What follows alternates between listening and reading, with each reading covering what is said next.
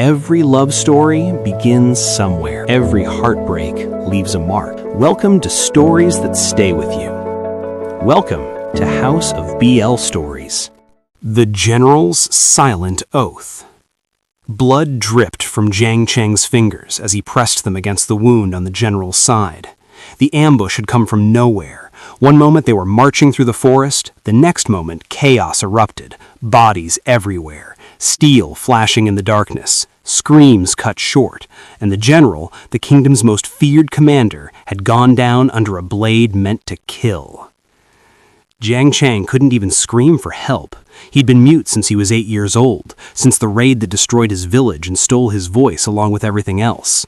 The bandits had left him for dead with a crushed throat and burning lungs. By the time he recovered enough to move, everyone he'd ever known was gone. Now he was just another soldier in General Xiao Zhan's army, nameless and voiceless, expected to follow orders and die when commanded. But watching the general fall triggered something in him, something he didn't want to examine too closely. His hands moved on instinct, years of survival sharpening his reflexes, ripping fabric, applying pressure, checking for other wounds. The general was unconscious but breathing. Blood seeped between Jiang Cheng's fingers, warm and slick, alive. He was still alive. That was enough. An assassin emerged from the shadows, blade raised. Jiang Cheng didn't hesitate. He grabbed a fallen dagger and moved, throwing himself between the attacker and the general's prone body. The fight was brutal and quick. The assassin was skilled, but Jiang Cheng fought with the desperation of someone who had nothing left to lose except this one person. When the man fell with Jiang Cheng's blade in his throat, 3 more appeared. He fought them all, silent, efficient, deadly. His body remembered every lesson the streets had taught him, every trick he'd learned to survive. By the time footsteps crashed through the undergrowth, 15 bodies surrounded them. The lieutenant burst into the clearing with a dozen soldiers behind him. His eyes went wide at the carnage, at Jiang Cheng standing over the general's body, covered in blood, chest heaving of exertion. "Jiang Cheng?" The lieutenant stared at him in disbelief. "You did this?" He shook his head quickly and pointed at the general, then made a gesture indicating they'd fought together. It was a lie, but the truth was too complicated, too dangerous. The general's reputation couldn't survive being saved by someone like him, the lowest-ranked soldier in the company, a mute nobody who'd only joined the army because starvation seemed worse than war. "Get the physician," the lieutenant barked at his men. "Now! Move!" As soldiers rushed forward, the general's eyes opened. For just a second, their gazes locked. Jiang Cheng saw recognition there, saw the exact moment Xiao Zhan understood what had happened, knew who'd saved him, knew the lie Jiang Cheng had just told. Something flickered in those dark eyes. Gratitude, maybe, or understanding, or something else entirely that made Jiang Cheng's stomach twist with an emotion he couldn't name. Then the general's face went cold and impassive, that familiar mask sliding back into place. The enemy was skilled, but not skilled enough. "Someone bring me water. The rest of you secure the perimeter. I want to know how they got this close without the scouts detecting them." Just like that, the moment passed. Jiang Cheng stepped back, letting others take over, but he felt the weight of the general's attention following him even as he disappeared into the crowd of soldiers. That night, a runner came to his tent while he was cleaning his weapons. "The general wants to see you, now." Jiang Cheng's stomach dropped. This was it. Xiao Zhan would have him killed quietly to eliminate the witness to his vulnerability. He'd seen it happen before. Soldiers who knew too much simply disappeared, their bodies never found. But he went anyway because orders were orders, and maybe because some part of him wanted to see the general one last time, even if it was his last sight in this world. The general's tent was larger than the others, but just as sparse. No luxury, no comfort. Maps covered every surface, weighted down with daggers and pieces of armor.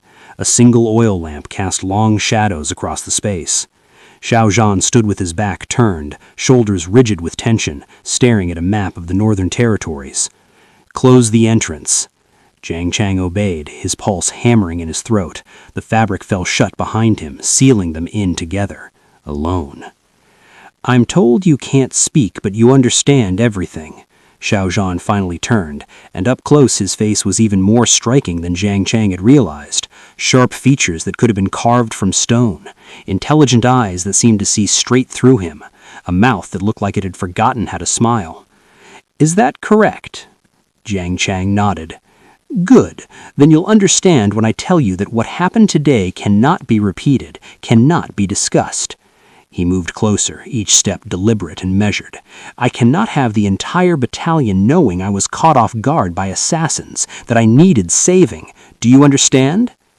Another nod. Of course, the general's reputation was built on being untouchable, invincible. A moment of weakness could undermine everything. Can you write? This time Jiang Cheng hesitated before nodding. Literacy wasn't common among foot soldiers. Most couldn't even sign their own names. But his mother had been a scholar's daughter before she married down, and she'd taught him his letters before the raid. The general produced paper and brush from his desk, set them down with careful precision. Your name. Write it. Jiang Cheng's hands were steadier than they should have been as he wrote the characters. His handwriting was rough. Years without practice had taken their toll, but legible. Jiang Cheng. Xiao Zhan studied the name like it held secrets, like he was memorizing it. You killed 3 men tonight with your bare hands, crushed throats, broken necks. Where did you learn to fight like that? That's not standard army training. Jiang Cheng picked up the brush again, dipped it carefully. The streets teach what they must. Necessity is a good teacher.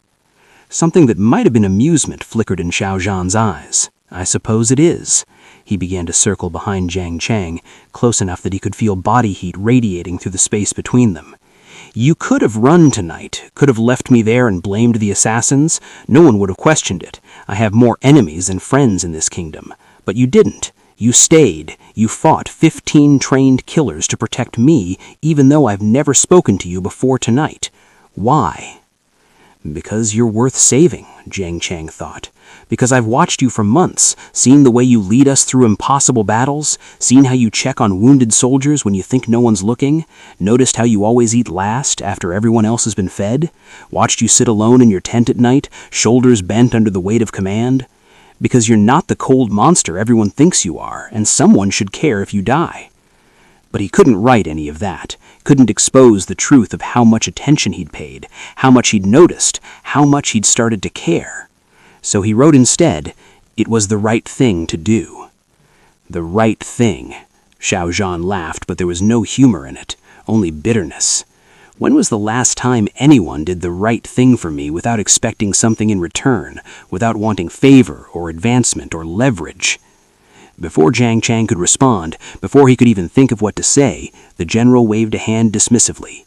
You're being reassigned. Report to the quartermaster tomorrow morning for new armor. You're joining my personal guard. Jiang Cheng's eyes widened in shock. Personal guard was the most elite position in the battalion, and the most dangerous. You were close to the general constantly, which meant you were also the first line of defense against assassins. It meant hours of brutal training, impossible standards, and the knowledge that you were expendable if it meant keeping the general alive. It was also the highest honor a common soldier could receive. That's not a request, Xiao Zhan added, seeing his hesitation. His expression was unreadable. You've proven you can protect me. I need people I can trust around me, and apparently you're one of the few who won't let me die just to watch the kingdom's weapon finally break. There was so much bitterness in those words, so much pain hidden beneath the cold facade that Jiang Cheng's chest ached. He wanted to reach out, to offer comfort, but he didn't dare. Instead, he bowed acceptance and left before he could do something stupid. The next 3 weeks passed in a blur of exhaustion. Personal guard duty meant long hours standing watch outside the general's tent, accompanying him to strategy meetings, training twice as hard as regular soldiers. The other guards tested him constantly, looking for weakness, for any sign he didn't deserve to be there. Jiang Cheng endured it all in silence. What else could he do? But it was also the closest he'd ever been to happy, because being near Xiao Zhan meant seeing past the cold facade, meant noticing things no one else seemed to see. The way the general's hand shook sometimes when he thought no one was watching, like the weight of all those deaths was finally catching up with him. The nightmares that woke him gasping in the darkness, reaching for weapons that weren't there. The moments of unexpected kindness he showed to younger soldiers, a hand on a shoulder, a word of encouragement, quickly hidden behind sharp orders and harsh criticism, meant falling helplessly, inevitably, impossibly in love. Jiang Cheng knew it was stupid, knew it would only end in pain. The general was untouchable, literally and figuratively. Even if Xiao Zhan somehow returned his feelings, which was impossible, there was no future for them. Soldiers who loved each other were executed if discovered. The kingdom needed warriors, not lovers, needed weapons without weaknesses. Still, he couldn't help stealing glances when he thought it was safe, couldn't stop his heart from racing when the general spoke to him directly, asking his opinion on guard rotations or defensive positions.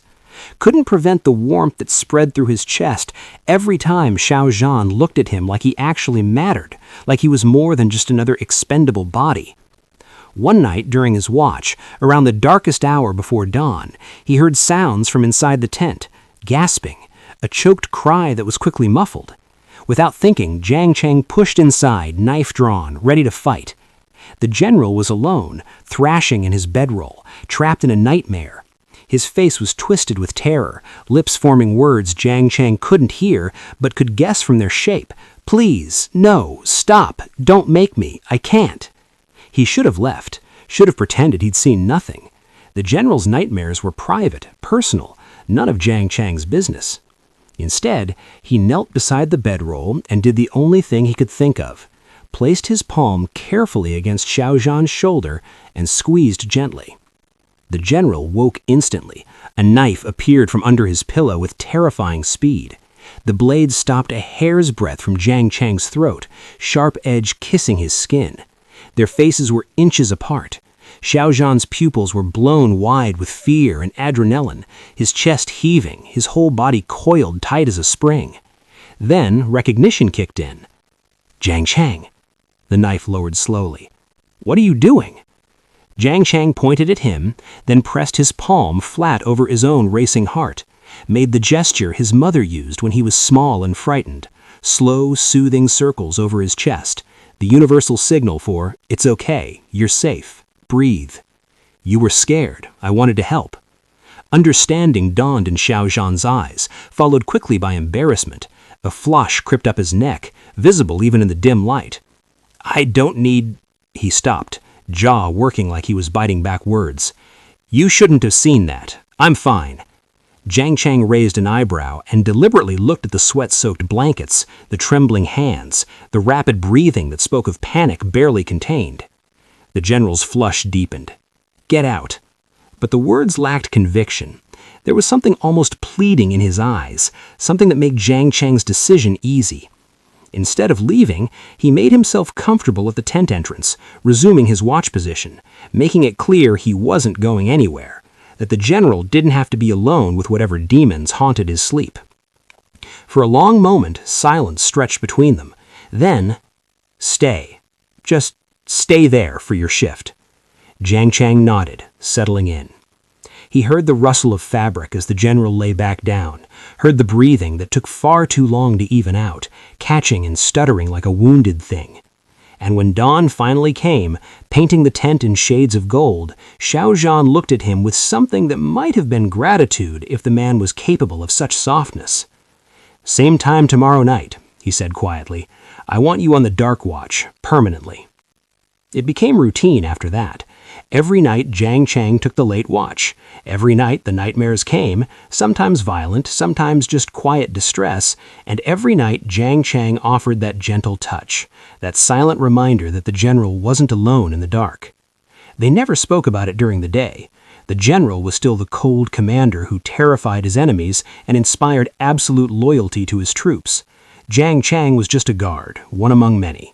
But in those dark hours before dawn, something grew between them that had no name and no future, but existed anyway. Something fragile and precious and dangerous. Everything changed the night the general got drunk.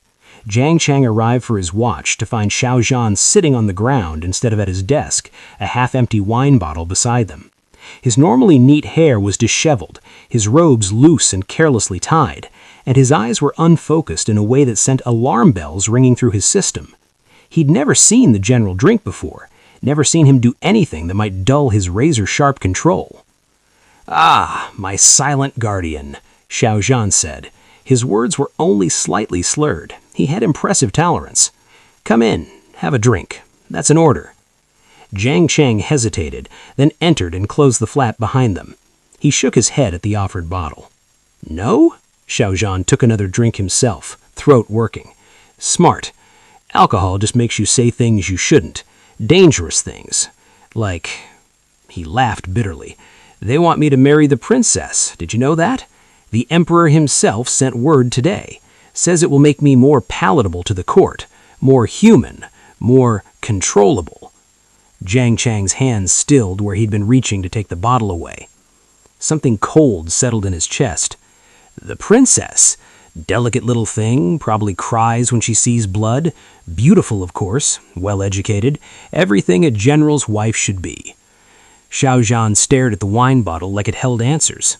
They think a wife will civilize me, make me less of a weapon and more of a man, as if I'm something that can be fixed with the right woman and some silk robes. Jiang Cheng carefully took the bottle and set it aside, then grabbed his writing materials. Do you want to marry her? But before I go, I need you to know. Xiao Zhan leaned forward, rested his forehead against Jiao Cheng's. His breath was warm against Jiao Cheng's face. If I could choose any life, any future, it would be one with you. No duty, no war, no impossible choices. Just us. Then he kissed him again, and this time there was no hesitation. Just grief and love and goodbye all tangled together.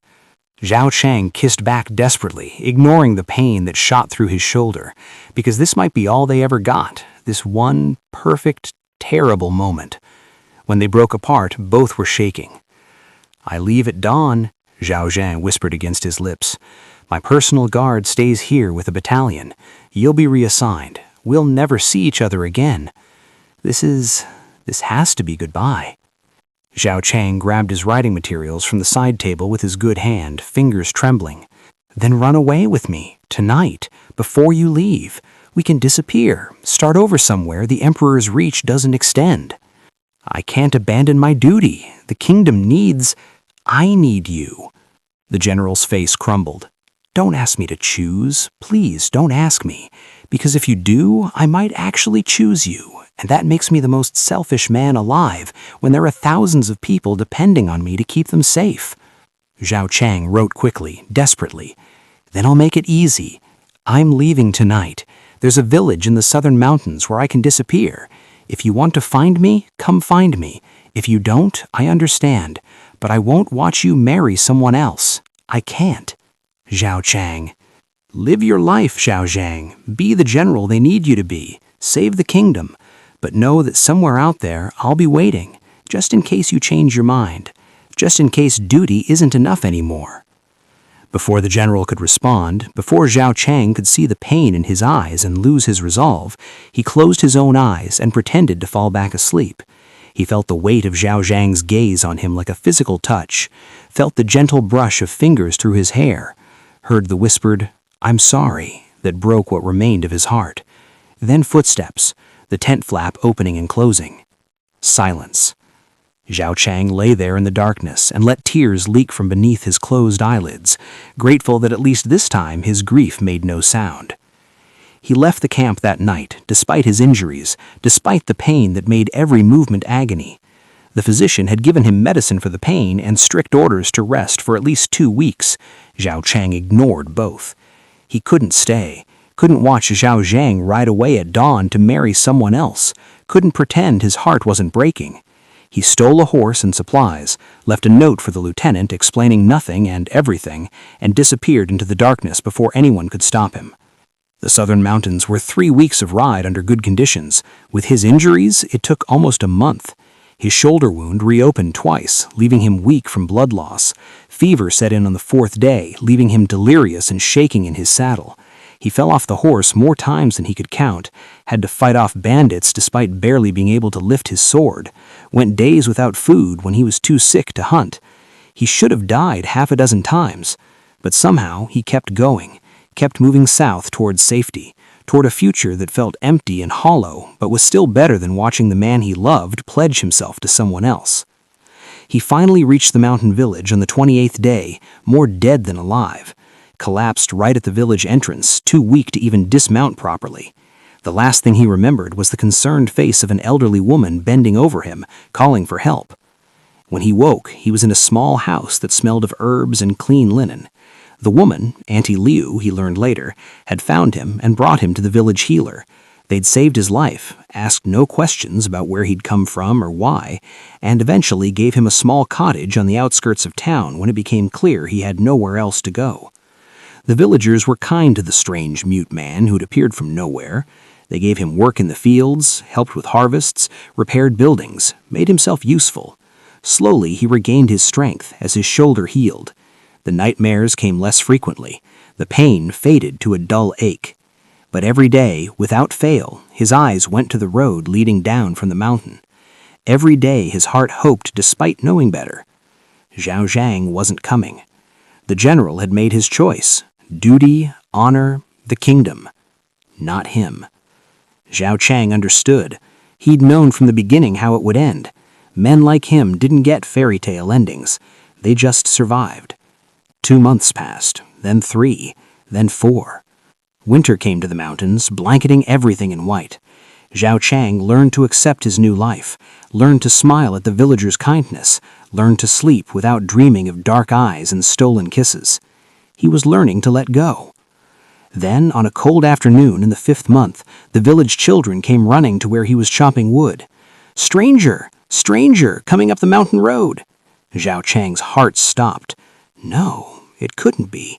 He was imagining things, letting hope poison him again. But he followed the children to the village entrance anyway, axe still in hand, and there, on the tired horse, wearing common clothes instead of his general's uniform, Xiao Zhan sat. He looked thinner than Xiao Cheng remembered, exhausted, with shadows under his eyes that spoke of sleepless nights and hard traveling, but alive, real, here. Their eyes met across the distance and the world fell away. "I ran," the general said, voice rough with emotion. "Left the night before the wedding. Couldn't do it. Couldn't stand there and pledge my life to someone else when my heart was already yours." Xiao Cheng's hands were shaking too badly to write, too badly to even hold the axe. It fell from nerveless fingers into the snow. Xiao Zhan dismounted slowly, like his body hurt, like he'd been riding for weeks without proper rest. "So I ran. And I know the Emperor's men are hunting me. I know we'll probably have to keep running for the rest of our lives. I know I'm asking you to give up safety for danger, peace for uncertainty. But, Xiao Cheng..." He stopped right in front of him, close enough to touch, close enough that Jiang Cheng could see the tears frozen on his cheeks. "I choose you. I'll choose you every time. Over duty, over honor, over everything. If you'll still have me. If I'm not too late." Jiang Cheng couldn't write, couldn't gesture, couldn't do anything but throw his arms around the general and hold on tight, burying his face in his shoulder.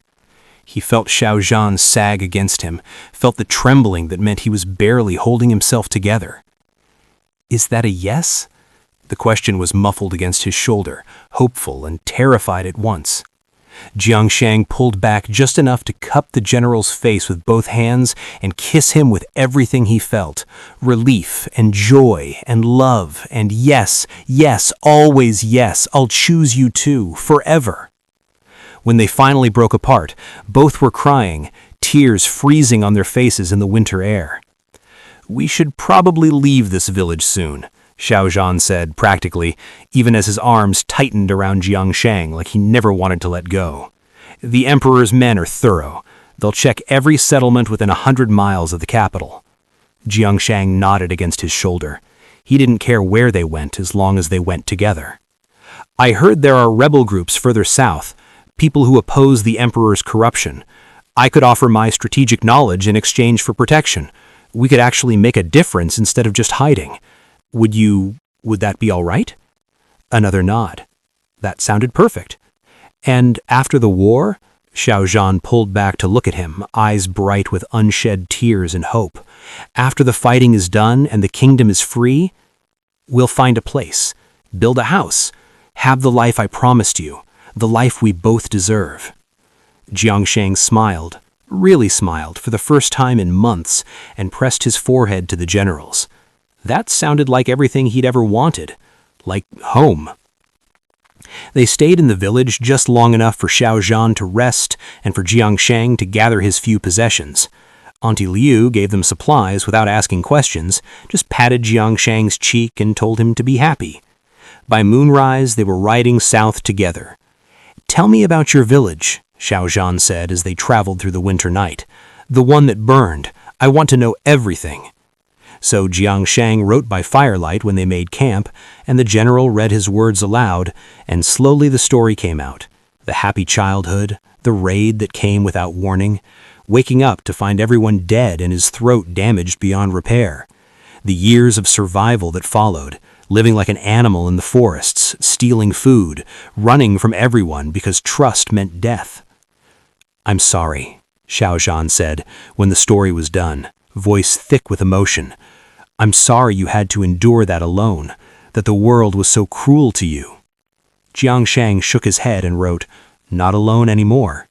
"No," the general pulled him close, wrapping them both in his cloak against the cold. "Never alone again. I promise you that." They made love that night under the stars, taking their time because they finally could, because there was no duty calling them away, no army waiting, no roles to play. Just two men who'd found each other against impossible odds and refused to let go. Xiao Zhan was careful with him, mindful of his still healing shoulder. His touches were reverent, like Jiang Cheng was something precious he'd thought he'd lost. And Jiang Cheng responded with everything he had, showing with his body what his voice couldn't say, that he loved him, trusted him, chose him. Afterward, lying tangled together in their bedrolls with the fire crackling nearby, Xiao Zhan traced idle patterns on Jiang Cheng's bare skin. "I love you," he said quietly. "I should have said it before, should have said it the first time I kissed you.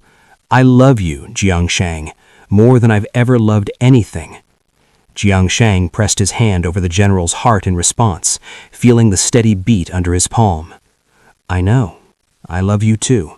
I've loved you since the night I saved you, maybe even before." They fell asleep like that, wrapped in each other and the promise of tomorrow. They found the rebels 3 weeks later, a sophisticated network operating out of mountain strongholds, led by a woman named Ni Huaisong.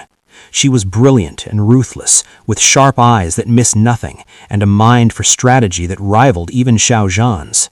She took one look at them, at the former general and his silent companion, and laughed. "The Emperor's greatest weapon now working for us," she said, circling them like a predator assessing prey. "This is either the best thing that's ever happened to our cause or an elaborate trap. Which is it, General?" "I have conditions," Xiao Zhan said coolly, not intimidating despite facing down a woman who commanded an army of rebels. "Jiang Cheng stays with me at all times. He's not to be used as leverage or put in unnecessary danger. And when this war is over, we both walk away free. No obligations, no debts." Ni Huaisong studied them, her sharp eyes missing nothing, not the way they stood close together, not the protective hand Xiao Zhan kept on Jiang Cheng's lower back, not the way Jiang Cheng watched him like he was the center of the universe. "You love him," she said. It wasn't a question. "Yes." "Love makes you weak, gives your enemies something to exploit. Love makes me fight harder, because now I have something worth protecting beyond abstract concepts of duty and honor. Now I have someone worth surviving for." She considered this for a long moment, then nodded slowly. "Welcome to the rebellion, General. Let's overthrow an emperor." The war that followed was brutal and bloody and lasted 2 full years. Jiang Cheng fought at Xiao Zhan's side through every battle, and discovered talents he'd never known he possessed. Being unable to speak meant he'd spent his entire life observing, watching, noticing patterns others missed.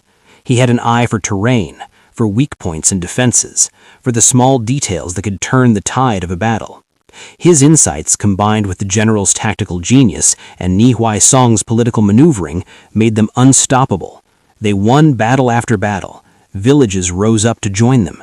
Even imperial soldiers began deserting, unwilling to fight for a corrupt emperor against people fighting for freedom. The rebellion grew from a handful of mountain strongholds to a true movement that swept across the southern provinces like wildfire. But it came at a cost. Jiang Cheng watched friends die. watched villages burn, watched Xiao Zhan carry the weight of every death on his shoulders, even the enemy casualties. The general never slept well during the war years, plagued by nightmares of all the lives he'd taken, all the orders he'd given that led to slaughter. But every night, Jiang Cheng was there, offering that same gentle touch, that same silent comfort he'd given back in the army camp, reminding him that he wasn't alone in the darkness. They kept each other sane, kept each other human. And always, at the end of each day, no matter how bloody or brutal, they found each other and remembered why they were fighting, what they were fighting for. A world where two men could love each other without fear, where people weren't treated as weapons, where freedom mattered more than power. The final battle came in the spring of the second year. The rebel armies surrounded the capital itself, and the emperor's forces made their last stand at the city walls. Jiang Cheng stood beside Xiao Zhan on the command platform, watching the general direct troops with the same cool precision he'd always had. But now there was something different in his eyes, purpose that went beyond duty, conviction that went beyond orders. He was fighting for something he believed in, something worth the cost. The battle lasted 3 days and 3 nights. The city walls fell on the morning of the 4th day, and by sunset, the emperor himself was captured trying to flee through secret tunnels beneath the palace. Nie Huaisong herself dragged him before the rebel council. There were calls for execution, for blood to pay for blood, but she raised a hand for silence. "We're not building our new kingdom on vengeance," she declared. "We're better than that. Exile. Let him live out his days knowing he lost everything because he forgot that power comes from the people, not from fear." The emperor was stripped of his crown and sent to a remote monastery, and the rebel council began the long work of rebuilding a broken kingdom. It was over. They'd won. That night, while the capital celebrated in the streets, Jiang Cheng found Xiao Zhan standing alone on the palace walls, looking out at the city they'd fought so hard to free. "It's done," the general said quietly without turning. "The war is over. The emperor is gone. The kingdom is free." He turned then, and there were tears on his face. "We can finally have that life I promised you." Jiang Cheng moved into his arms and held him while he shook with reaction, with relief, with the weight of 2 years of war finally lifting from his shoulders. They'd survived. Against all odds, against everything the world had thrown at them, they'd survived. They left the capital a month later, after the new government was properly established. Nie Huaisong offered them positions, Minister of War, Chief Strategist, anything they wanted. They declined politely, but firmly. "We've done our part," Xiao Zhan said. "Fought your war, freed your kingdom. Now we want to live. Is that so much to ask?" She understood, perhaps better than anyone. "If you ever change your minds, you know where to find us. The kingdom will always owe you a debt." "We don't want debts," the general said, pulling Jiang Cheng close. "We just want peace." They traveled back to the southern mountains, to a valley Xiao Zhan had scouted during the war, remote, beautiful, with a stream running through it and mountains rising on all sides. There was good soil for farming, forests for hunting, and enough isolation that no one would bother them. It was perfect. They spent the next 6 months building their house, small but sturdy, with thick walls to keep out the winter cold and large windows to let in summer light. A garden for vegetables, a room with good light where Jiang Cheng could write. He'd discovered a love for recording their story, for preserving the history of the rebellion in his own words. They planted fruit trees that would take years to bear, built a chicken coop and filled it with hens, adopted a stray dog that wandered into their valley and refused to leave. Slowly, carefully, they built the life they'd dreamed about in stolen moments during the war, the life they'd fought for. Some mornings, Jiang Cheng would wake to find Xiao Zhan watching him sleep with an expression of such tenderness it made his chest ache. He'd write, "What?" "Just thinking about how lucky I am, how close I came to losing this, losing you, how different my life would be if you hadn't saved me that night. But I did. But you did." He'd pulled Jiang Cheng closer, kissing him slowly, "and I'll spend the rest of my life being grateful for that." "I'm the grateful one. You chose me over everything." "Easiest choice I ever made." Years passed peacefully. 5, then 7, then 10. They grew vegetables and raised chickens and lived the kind of simple life that would have bored the general once, but now brought him deep contentment. Xiao Zhan's nightmares became less frequent, replaced by dreams of peaceful things, harvest seasons, quiet evenings, Jiang Cheng's smile. Occasionally, messengers came from the capital with news. The new kingdom was thriving under Nie Huaisong's leadership. Laws were reformed. The people were happy. Peace reigned. "We did good work," Xiao Zhan would say after reading these letters, a hint of pride in his voice. Jiang Cheng would nod and return to whatever he was doing, usually writing. His accounts of the rebellion had been published and distributed throughout the kingdom. People called him the voice of the voiceless, which he found both touching and ironic. Children from nearby villages sometimes came to visit, bringing food or gifts, asking him to write their stories down too. He always welcomed them, taught them their letters when their parents allowed it, gave them a voice through his words. One evening, 10 years after the war ended, they sat on their porch watching the sunset paint the mountains gold and crimson. Xiao Zhan's head rested on Jiang Cheng's shoulder, their fingers intertwined like they'd been made to fit together. "Do you ever regret it? Everything you gave up for me? Everything you endured?" Jiang Cheng pulled out the small writing board he now carried everywhere. "I gave up nothing. I gained everything. A home, a purpose, you. I love you. I love you too, more than words could ever say, even if I had them." They sat in comfortable silence as darkness fell, and Jiang Cheng thought about the journey that had brought them here. The ambush in the forest, the first kiss, the fire that had nearly killed them both, the choice to run, the war, the victory. Every moment of fear and pain and uncertainty had led to this, to peace, to love, to a life worth living. He'd do it all again in a heartbeat, because the man beside him, the former general who now grew vegetables and laughed freely and smiled like the sun, was worth every sacrifice. And this life, this simple, peaceful, beautiful life they'd built together, was worth everything they'd endured to claim it. Then, on a cold morning in their 11th year together, a young soldier arrived at their door. Jiang Cheng opened it to find a boy, barely 20, nervous and travel-worn, holding a letter with Nie Huaisong's personal seal. Xiao Zhan appeared behind him, wiping flour from his hands. He'd been making dumplings. "What is it?" The boy bowed deeply. "General Xiao Zhan, sir. Lady Nie Huaisong sends urgent word. The kingdom needs you." Xiao Zhan took the letter with a frown and broke the seal. Jiang Cheng watched his face as he read, saw the color drain from it, saw his jaw tighten with tension. "What does it say?" the boy asked nervously. "Raiders from the north," Xiao Zhan said grimly. "No, not raiders. An army. The northern king has brought 10,000 soldiers across the border. They've already taken 3 border towns. They're demanding the former emperor be restored to power, claiming the rebellion was illegal and the current government is illegitimate."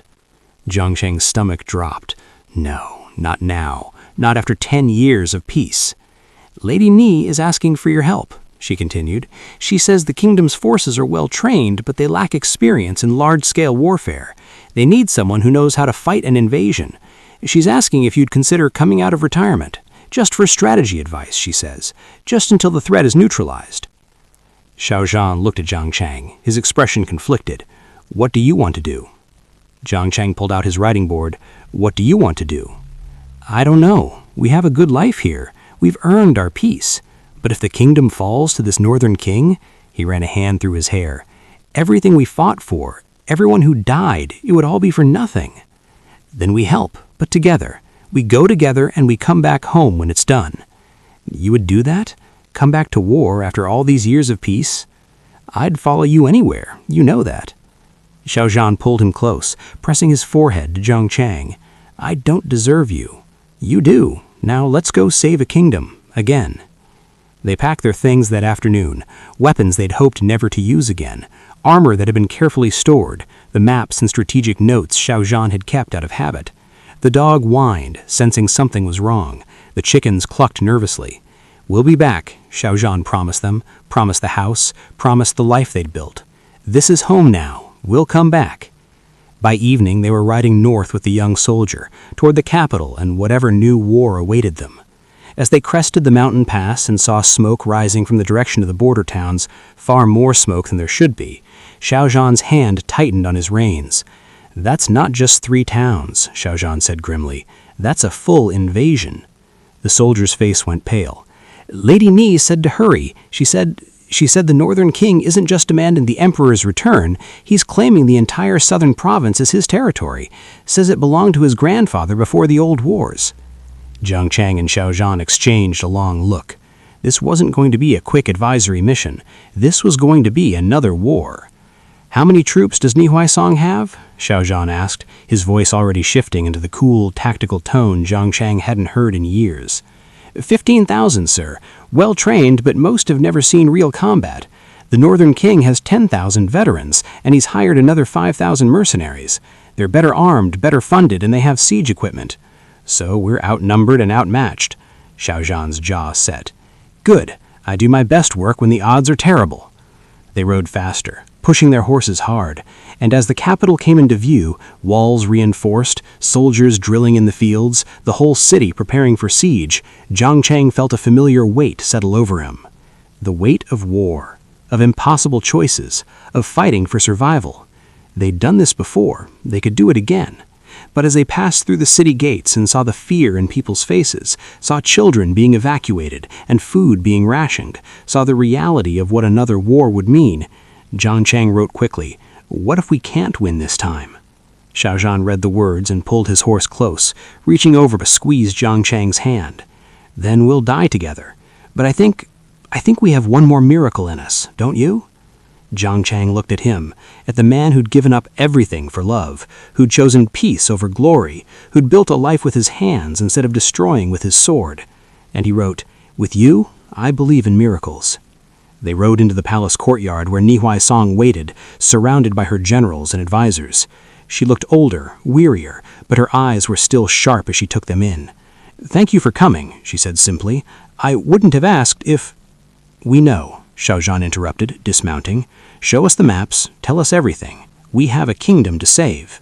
And somewhere to the north, the Northern King's army marched closer, their war drums echoing across the plains like thunder, promising blood and fire and the end of everything they'd built.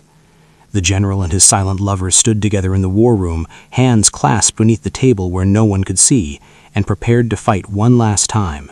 For love, for freedom, for home, whatever the cost. Appreciate you watching. Hit subscribe, like, and share. See you in the next story.